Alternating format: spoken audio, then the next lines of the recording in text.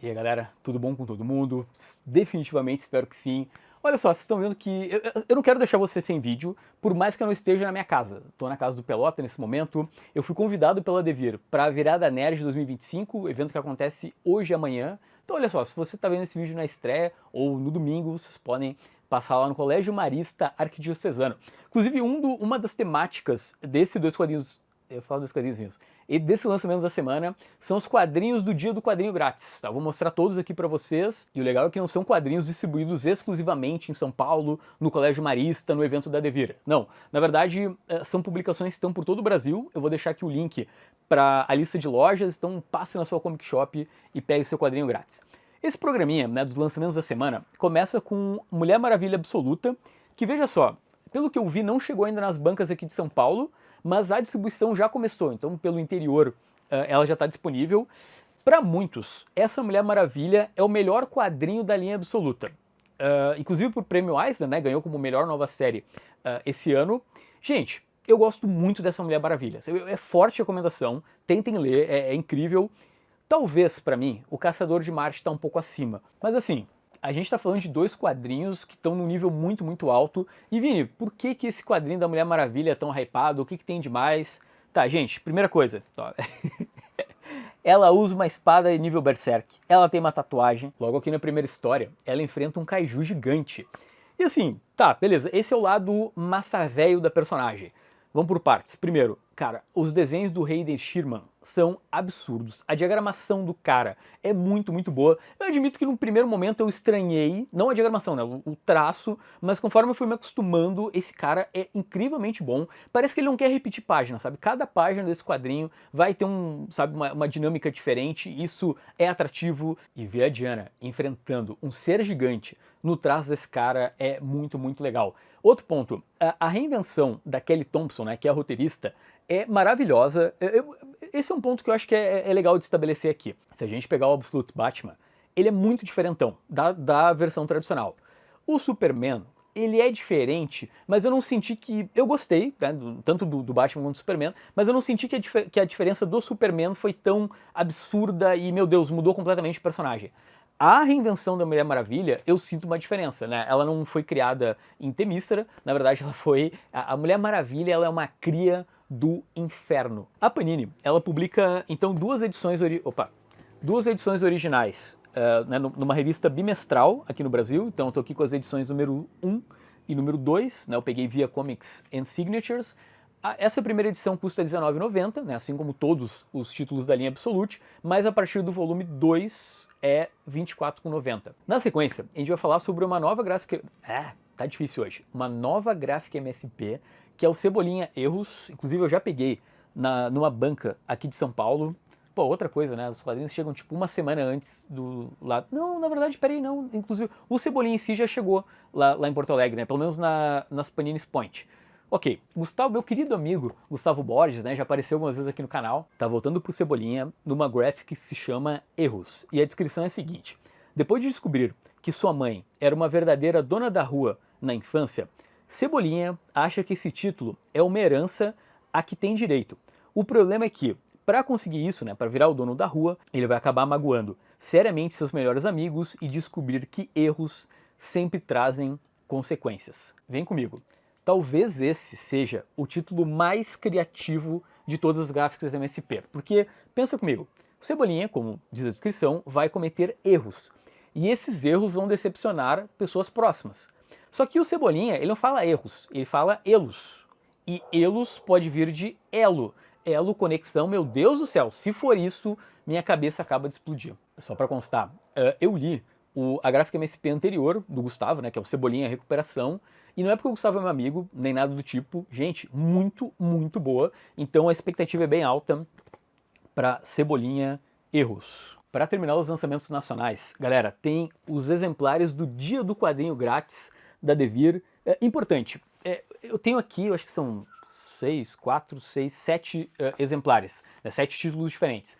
Durante o evento terão outros títulos, porque tem, por exemplo, a editora MPEG que vai participar, e justamente lá vai estar disponível. Primeiro tem um preview do Ultra Mega, que sai pela Devir em volume único, do James Harren, Gente, vocês sabem que essa publicação é uma grande homenagem aos kaijus.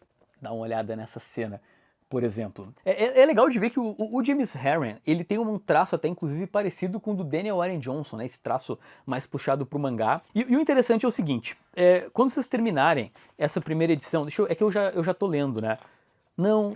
Tá, eu não posso falar muito, na verdade. É que essa primeira edição é bem legal, mas se vocês continuarem a história, gente, tem um twist absurdo que eu não faço ideia pra onde o gibi vai. Eu tô tipo na página 80, mais ou menos. Aí depois tem o Murder Falcon, esse sim, do Daniel Warren Johnson. Aqui tem o que seria o equivalente à primeira edição. Galera, tem um garoto meio nerd que toca guitarra e sumona uma criatura com braço de ferro e eles meio humanoide, meio pássaro, e os dois vão enfrentar uma invasão alienígena na Terra. E aí tu vai dizer, ô Vini, mas é uma história tosca que, sei lá, um adolescente criaria. Exatamente. Estamos falando de um quadrinho muito, muito divertido. É uma grande homenagem ao metal, mas ao mesmo tempo ele não deixa de... Porque o ponto principal é, sim, tem toda essa parte, sei lá, que talvez sairia da cabeça de um adolescente? Sim. Porém, é um gibi que, cara, me emocionou, me ajudou inclusive a lidar com um momento complicado da vida. Então procura pegar esse preview que, sério, ele é apaixonante. Outro destaque é o Flash Gordon da Mythos. Essa é uma encarnação mais recente, né, do personagem. Aqui o brasileiro Will Conrad desenha. Eu gosto bastante do traço do Will. E os roteiros são do Jeremy Adams. Sim, o mesmo cara lá do Flash. Galera, a Taverna do Rei vai publicar um quadrinho chamado Moeda de Prata, e essa edição do Dia do Quadrinho Grátis, ela tem começo, meio e fim. Ela não é exatamente ela é um preview, mas o detalhe é que o Moeda de Prata é uma antologia de histórias que tratam exatamente sobre esse objeto, porém cada historinha, ela pode ser lida individualmente. Essa primeira, o roteiro é da Kelly Thompson e os desenhos são do Michael Wash. O encadernado disso, galera, vai ter 400 páginas. Pensa num tijolão. Aí pela editora Hipotética tem a biografia do David Bowie. Na verdade é um preview triplo, porque tem Adormecida e O Colecionador, ou seja, são 3 começos de quadrinhos para justamente vocês terem uma noção. E aí para terminar tem 2 mangás. Um pela Taverna do Rei, que é o Forma ou Consciência, né, um mangá nacional, e o The Ancient Magus Bride, que sai então pela Devir. Vamos falar agora sobre quadrinho gringo, mais especificamente Batman e Deadpool, que na verdade é uma retomada, né? Já teve um vídeo específico no Dois Quadrinhos. Gente, primeiro vídeo brasileiro e um dos primeiros do planeta. Eu recebi esse quadrinho exatamente no dia do lançamento, via Comics and Signatures. Atenção aqui na tela, sim, vocês podem adquirir o seu exemplar, né, de Batman e Deadpool. Ele já está disponível, já está pronta entrega e tem um monte de capa variante. Teve um comentário no meu vídeo que eu achei muito bom. Vini, tu disse tudo sobre o... eu saí desse vídeo com a sensação de que tu falou muito sobre o quadrinho, mas ao mesmo tempo não falou nada. E essa eu acho que é o ideal, sabe? É quando, beleza, vocês têm muita informação, mas não o suficiente para estragar a leitura. Porque é meio complicado de falar sobre Batman e Deadpool. E um ponto importante para comentar é que não é um encontro entre Batman e Deadpool. Na verdade, é um encontro entre Grant Morrison e Deadpool. E estamos falando sobre, obviamente, a temática principal é quebrar a quarta parede, metalinguagem, etc, etc. Como eu falei lá no vídeo, talvez seja principalmente a parte do Batman com Deadpool, né? Seja uma publicação para poucos, mas ou pelo menos para fãs de Grant Morrison. Mas quem conseguiu pegar as referências, as piscadinhas pro leitor, se divertiu bastante. Tá, atenção editora Mino. Esse é o momento de falar sobre Paul Pope, né, quadrinista publicado pela Mino, né, o trabalho autoral. Sai pela editora e essa semana tá saindo finalmente uma republicação de T8B, um dos primeiros ou o primeiro trabalho desse quadrinista. Na prática a gente está falando de uma remasterização de um quadrinho que saiu entre 1994 e 2003, todo picotado,